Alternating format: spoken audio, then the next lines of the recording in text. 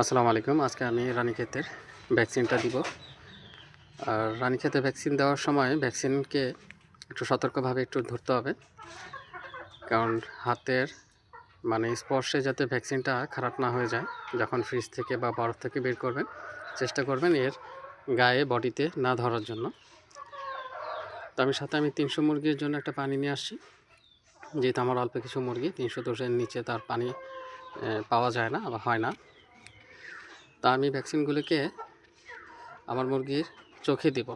আর খেয়াল রাখতে হবে, যদি আপনারা যে চোখে দেবেন, এর দ্বিতীয় ডোজটা তার বিপরীত চোখে দিতে হবে। এটা অবশ্যই মনে রাখতে হবে, যে চোখে আজকে দিবেন আর তার দ্বিতীয় ডোজটা আপনারা তার পরবর্তী ওই চোখটাতে দিতে হবে।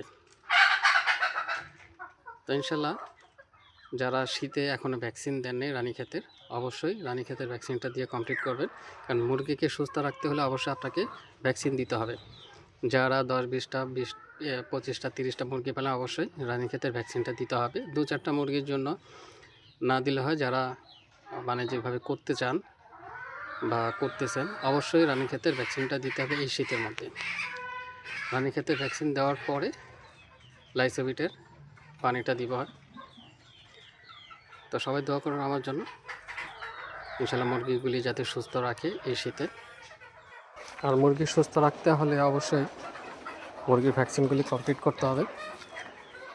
আমার আগের কিছু ভিডিও আছে যেগুলিতে আমি বিভিন্ন ধরনের মাল্টিভিটামিন, কৃমির ডোজ এগুলি করেছি। তো সব কিছুর আগে আপনারা যারা এখনও রানীক্ষেতের ভ্যাকসিনটা করেন, সর্বপ্রথমে আগে রানীক্ষেতের ভ্যাকসিনটা করতে হবে। তারপরে বিভিন্ন ধরনের multivitamin, vitamin, calcium, liver tonic, কৃমির ওষুধ, এই ডোজগুলি কমপ্লিট করতে হবে। আমার এই ভিডিওটা অনেক আগে করা, কারণ ভ্যাকসিনটা আমি সবার আগে দিয়েছি, তারপরে বাকি ডোজগুলো আমি কমপ্লিট করেছি।